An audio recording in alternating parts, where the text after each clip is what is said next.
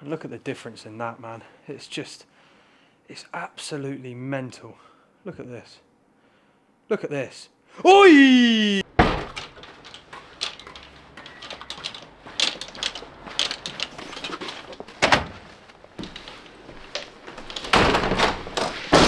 Hello and welcome back to Josh Oddie YouTube. Today we've got a super exciting video and we have got new Avoda irons in the bag, and this is from the video with Tom. We had a great time and I learnt so much in that fitting, and to use his expertise to get these irons super dialed in for my 2025 season. So what did we go for in the irons? In the end, we ended up with the KBS 100, and this shaft was just so good. And like you see in the video, Tom brings you through the full fit, and it's almost you choosing the shaft by trying everything. So essentially what he does in the fitting is allows you to hit all of the clubs, see which works, see what doesn't work, and then ultimately you get this perfect recipe for, you know, the equipment that you've chosen because it is the best performing. So it's a super clever way that he's doing the fitting. And yeah, I love these KBS shafts. You know, I've only had them in a couple of days, but they feel fantastic. So yeah, I've just got the 100 grams. I don't know if there's anything else I need to say about the shaft. It's a TGI, extra stiff, I believe. I love them. They're great. So I'm actually still combo length, and we went with one W1 head in the lob wedge just for another option. This is obviously a lot lower bounce, so essentially if I'm playing somewhere that maybe the ground's a little tighter, a little firmer, I can use this lob wedge, and you know, one that's nice to have in the bag if you need it. But these W2s, man, since putting these in, wow, these are just incredible wedges, and Tom's taken a lot of time to get these right. So, you know, if you guys can get your hands on some of these W2s when they get fully released, I'd highly recommend them because they're just a super versatile wedge, good for all conditions. And, you know, in the UK, you do get that side of wedge play where the ground's super soft. So, you know, you need something that's going to work through the grass nicely, not dig in, which essentially is W1. It's a little bit diggy for me personally. Now, this wedge would be fantastic for someone that's super shallow.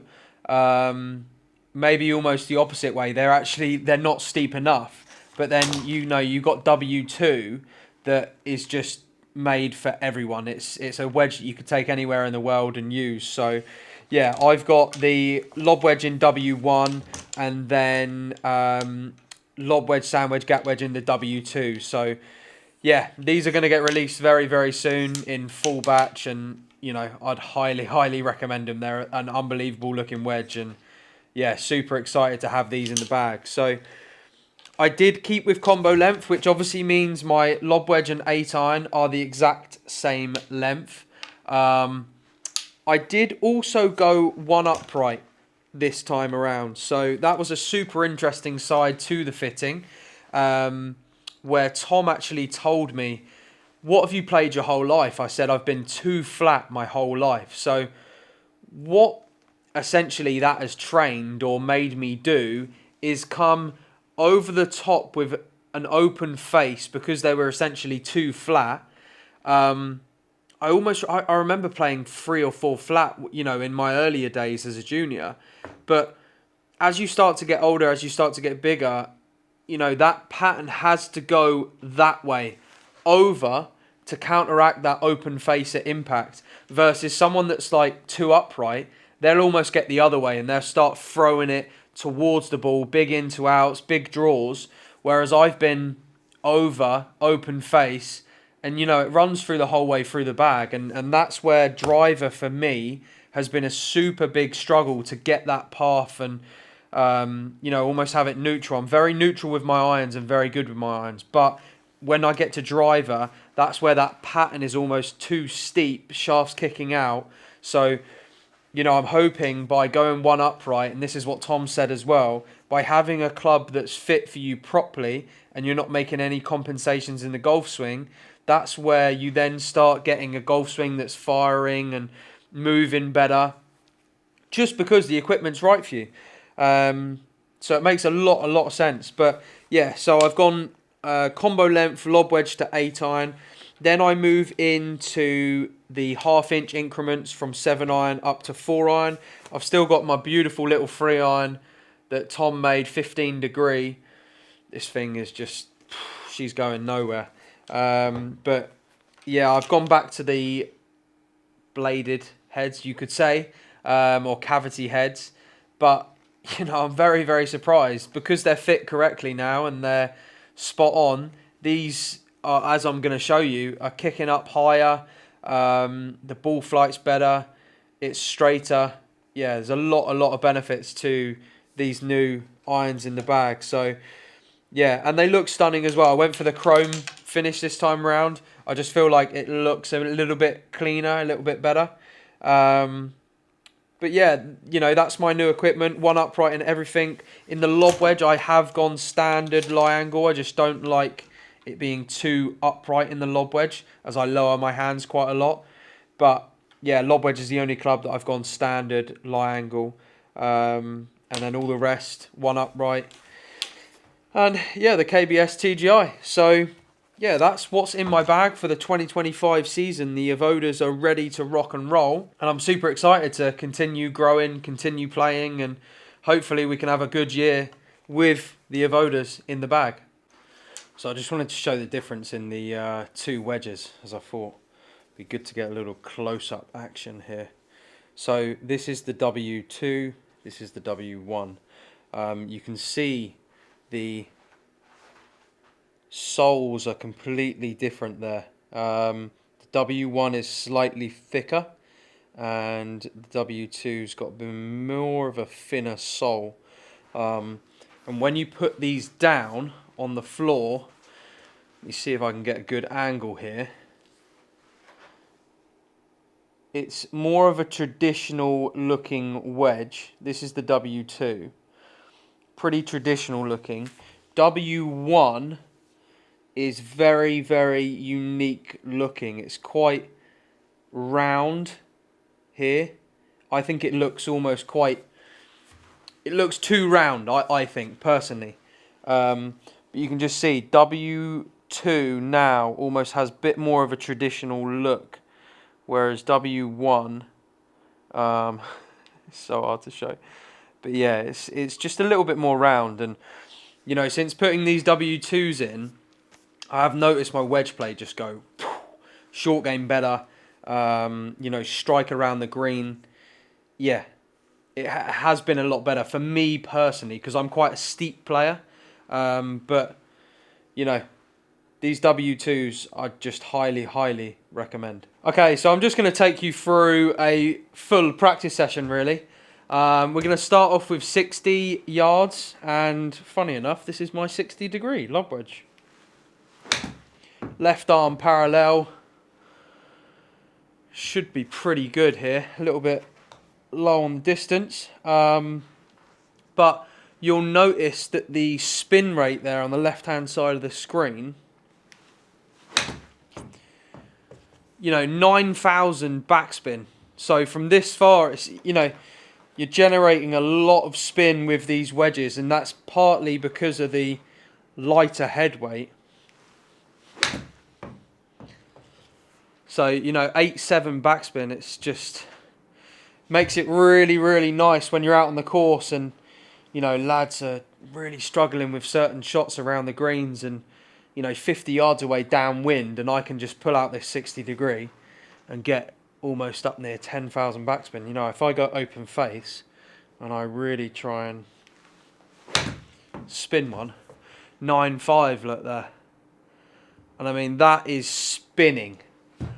You know, you can feel it coming off the face. So personally for me, I don't think I'll ever come away from combo length wedges just because of the swing weight side of it. And you know, I'm hitting shots around the greens and into the greens that I could not hit before. So this is sand wedge, little lower flighted, and this is maybe a shot where if I've got a bit more room in front of the flag, pins at the back, I can bring the ball back in the stance, reduce the spin a little bit,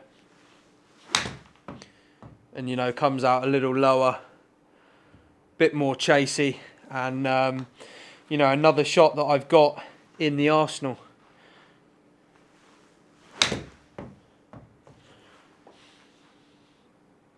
Oh, pin seeker!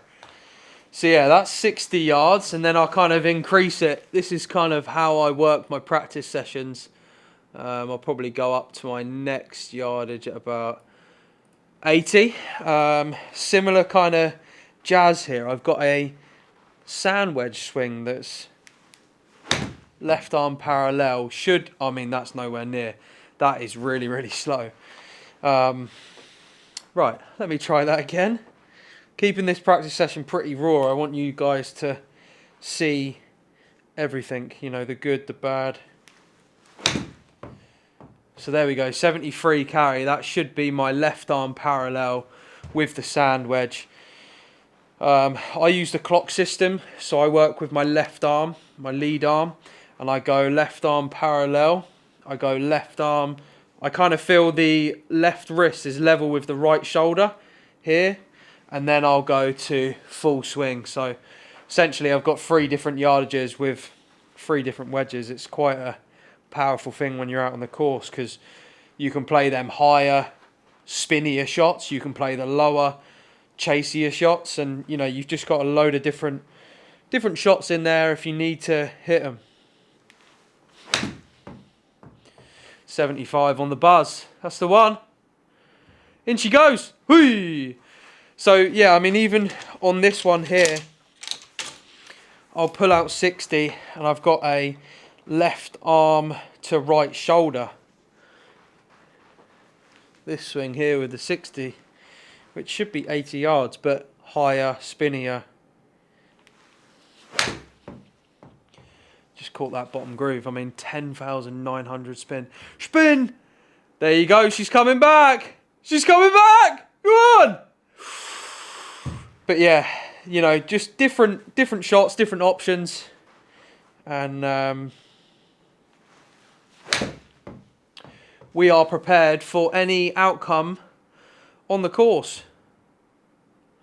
Oh, I like that. So yeah, I mean, this would kind of be a shot I'd play to a front flag. Obviously not if it's at the back of the green, because you'll have no room to hit it. I've hit that one too far, unless it catches. Spin, spin, spin. Nice. Just caught the bank. But yeah, it's I'm quite enjoying this shot with the old W260.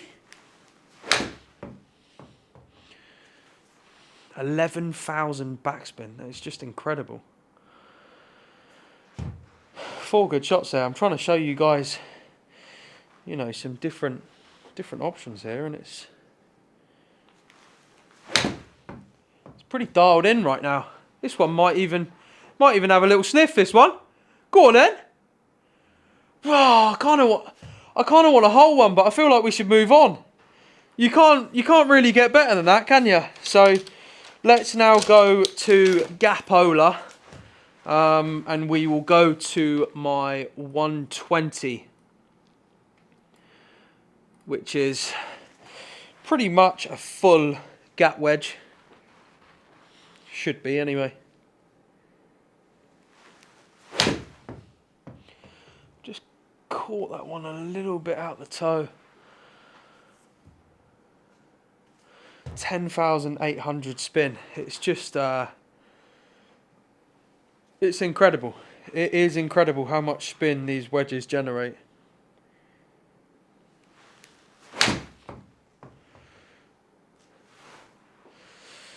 And I have found, since going to W2, a little bit of drop off in distance in the wedges. So I'm only talking a couple of yards, but I'd say it's just the spin. With W2, I'm definitely getting more spin. So there we go, 119. That's more like it. Might even go in. Might even go in. That's more like it.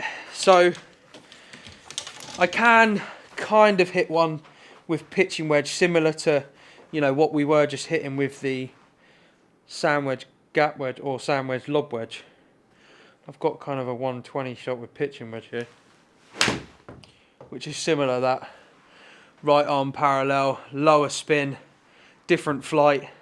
You know, it's another shot for the arsenal. Then I'll move into 9-iron, and I'll go back to just the traditional driving range here, and I'll move this to, let's go 157. So obviously I'm not up to full speed. I'm working on some stuff in the takeaway.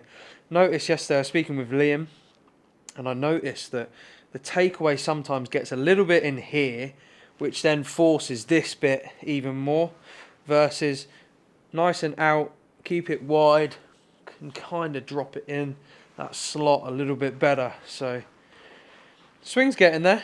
We're starting to get dialed in.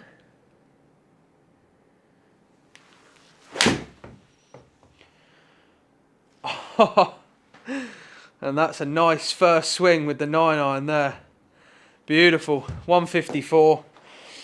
And like Tom said in the fitting, with guys that have certain lie angle problems, you force compensations, or you're forced to make compensations in your golf swing, versus you get a club that's just fitted correct for you. It's a pretty easy game.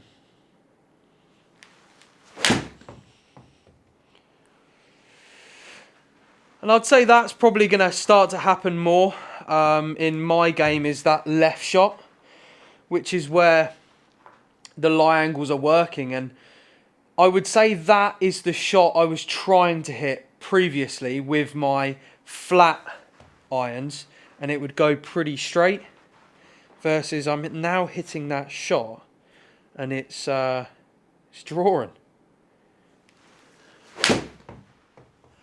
which is something I've never really seen. So yeah, it's going to take some time and definitely some reps in here to get it exactly where we want it.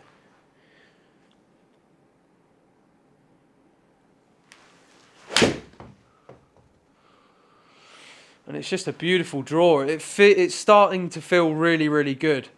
You know, and then when you're out on the course, you can start to play for that ball flight.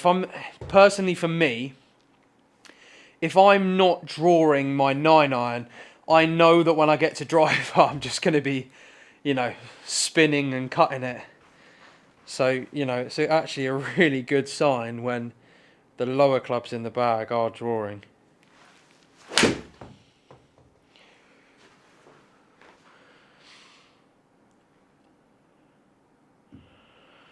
Very good. Very, very good. That green is probably about 10 feet wide, 10 feet long, I think. Maybe 15.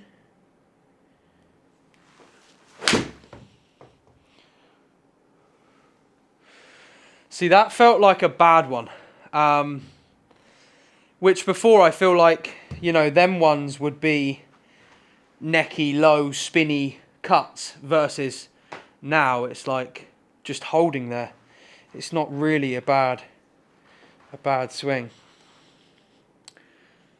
Obviously a different setup as well. The hands probably used to be more here versus a little bit higher now.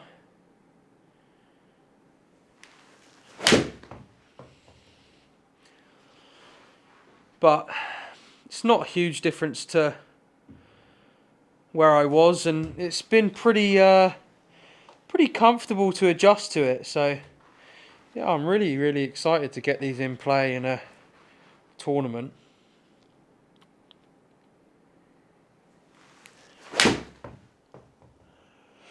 And that's a bad one.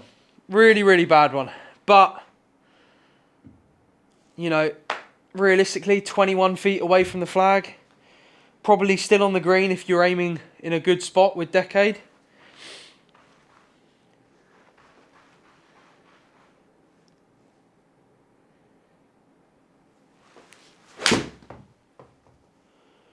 There we go. There we go. Beautiful golf swing. Beautiful golf swing. Okay, now a 7-iron. This is where it's going to start to get pretty interesting. Let's start to see some shots here.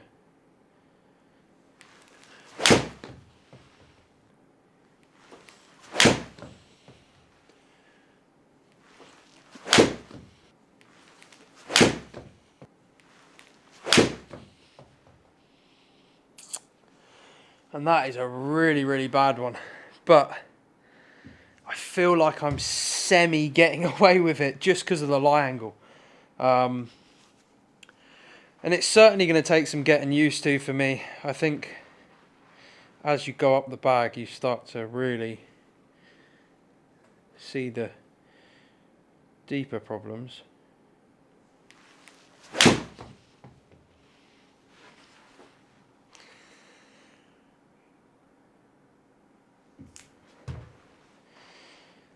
I might try and increase that green width because I feel like I'm not really hitting that bad of a shot. Let's see how wide that is now. Let's see how wide that is now then.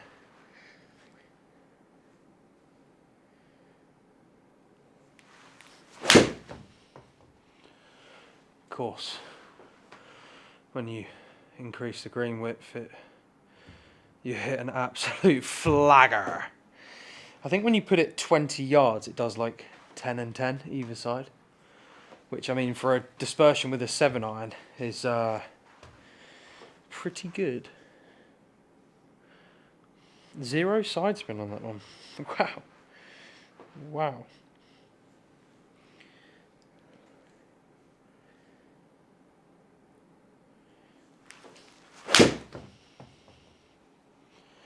See, that's the one I just really, really don't like because it's an old move. Still catching the green there, you know, 8.6 yards offline. So what's that? 25 feet. You know, I think this is where it's tough as well. When you're practicing on a sim, that can look awful. You know, you're 8 yards offline. You're like, whoa, that is so far right. I'm 25 feet away. 25 feet. It's a great birdie chance, you know. So that's where, when you're practicing on a sim, you've really got to be careful with your expectations because it does get super high in here. For me, anyway.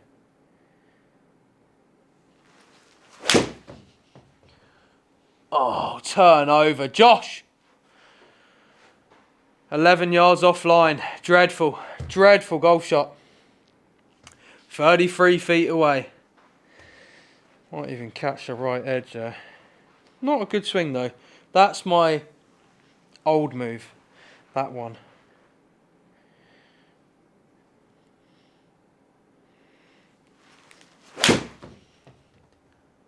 Good golf swing that. See the distance like increase straight away as I turn it over.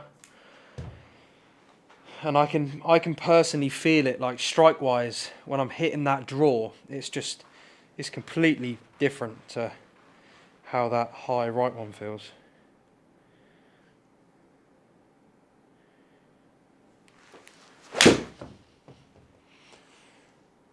Good swing. Good swing. Feeling good, man. They are feeling good. Let's actually just try. I'm going to really try and feel a draw here. There we go. Just trying to force that draw a little bit more on that one. It's sometimes good to exaggerate feelings. I know for me, certainly, if I just stick to my pattern and my stuff, I'm never going to change anything. Because like that's where I feel just a normal swing, which is a little fade, 291 side spin.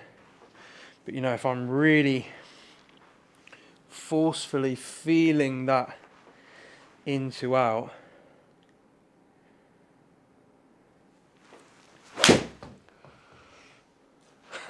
it's 350 side spin right to left, which really isn't a great deal.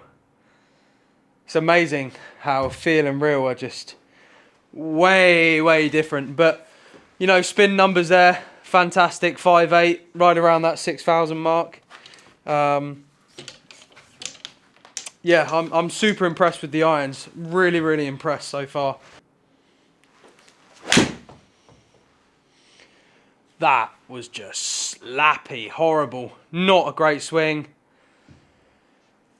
Distance down a little bit, but I really don't mind that. You know, if that's my bad swings, that's where you want your golf game.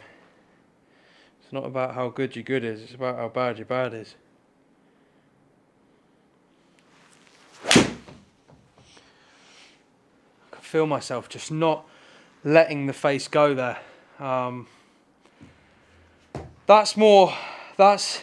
That's the bloke on the end of it. And as I was saying, if I'm not drawing 9-iron, I know that as I go up the bag, angle of attack decreases. You know, the path's going to shift further left. So I've really got to feel over the next kind of couple of weeks, just some draw feels, a bit more time at the top.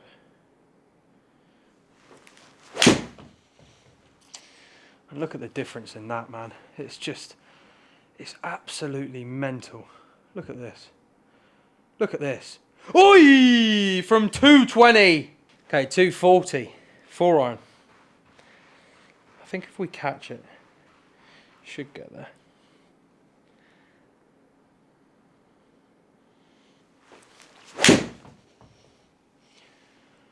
I mean, look at that. It's just, I mean,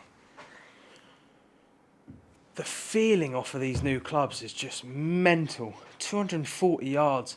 Like, completely different flight for me as well. You know, I haven't been getting that 4-iron flight, you know, before with my old Avodas. I think it's the less compensations, less slowing down. Feels absolutely fantastic.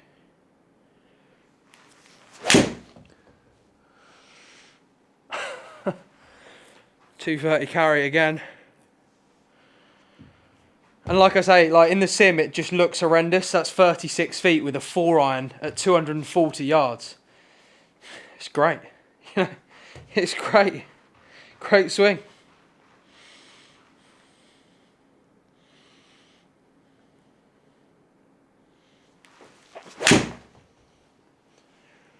Wow, 0 side spin.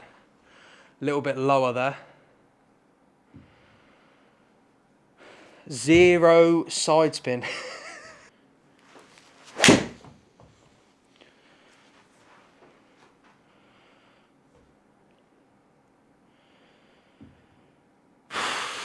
Wow. From 240 yards.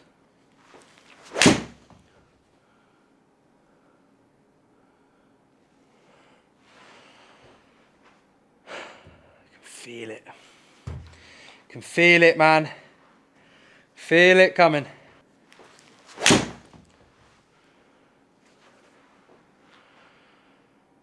There we go. Beautiful. Closest one yet.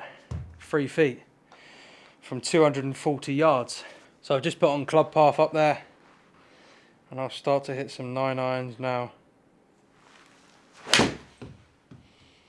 Trying to force that path as much right as I can. Not really focusing on outcome as much, more swing reps.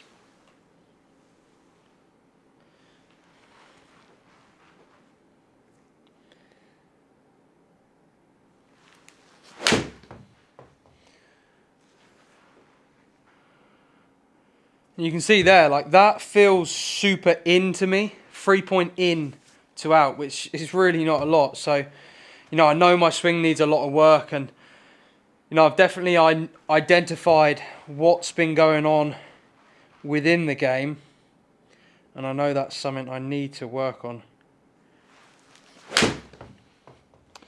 if we want to compete this season, you know.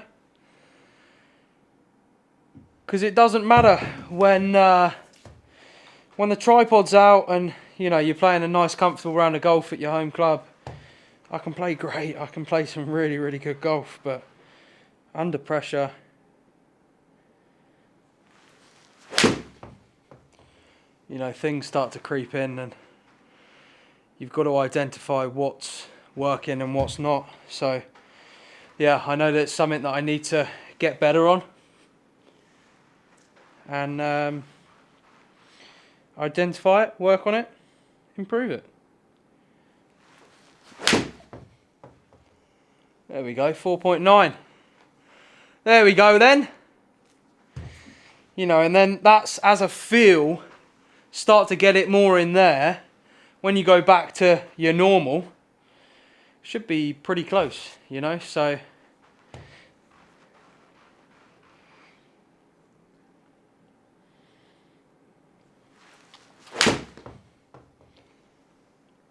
There we go, 5.4 into out. Look at this. On the line. Thanks for coming.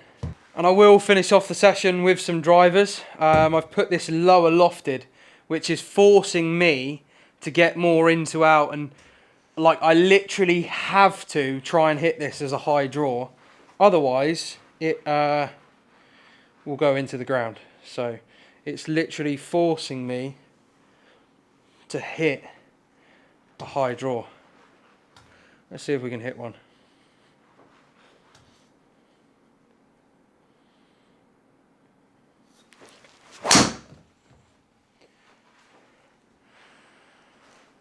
Low spinner, caught that one out the high toe, but creating a pattern there, which is super, super important for me. If I get to my first ball with driver and I draw it, or sorry, I fade it, I know that what I've just been working on really hasn't worked. So, you know, over time, Tom has said to me that driver swing will get better with your equipment being in a better position now. So I'm hoping Tom's correct, and you know, we start to get more and more comfortable over driver, and this high draw becomes el natural.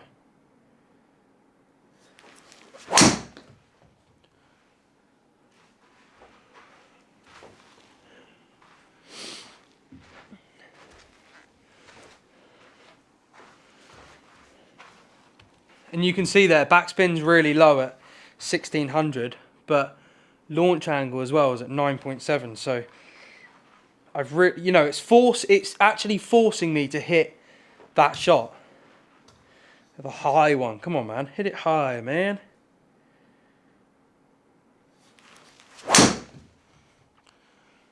Toe ball again. But, you know, every single shot there has moved right to left, which for me is amazing. Because guess what? We're creating a pattern. We're doing something time after time after time. And when you do that, you know, when you get out on the course, everything becomes a lot easier. When it's all going one way, golf's an easy game.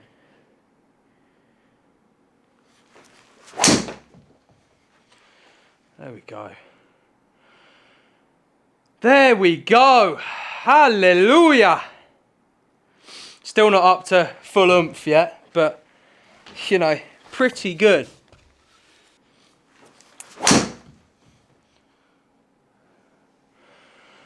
Normal speed becomes quicker. Ball starts going further. Zero side spin again. I've had a few of them today. But yeah, full practice session. So guys, if you did enjoy that one, it's a bit of a different video for me. A bit more of a open practice session. And, you know, hopefully you guys can see how good these new irons are. A little bit more about them. And if you haven't tried them yet, go and check them out. They're unbelievable equipment, and certainly something that's really helped my game. So yeah, I appreciate all the support on the channel. If you are new, subscribe, as it really, really helps me out. Turn the bell notifications on if you haven't already. It's completely free, but it does help me out. So from the bottom of my heart, appreciate all the support. Like the video, and we'll see you all for the next one.